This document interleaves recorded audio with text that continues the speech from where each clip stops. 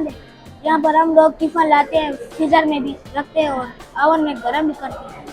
और यह स्कूल बहुत अच्छी है, ठंडा पानी भी यहाँ पर पीने को मिलता है और यहाँ के उस्ताद भी बहुत अच्छे हैं। केबीके में ऐसा स्कूल नहीं होगा, इस तरह फैसिलिटी स्कूल नहीं होगा, प्राइवेट स्कूल भी नहीं होगा।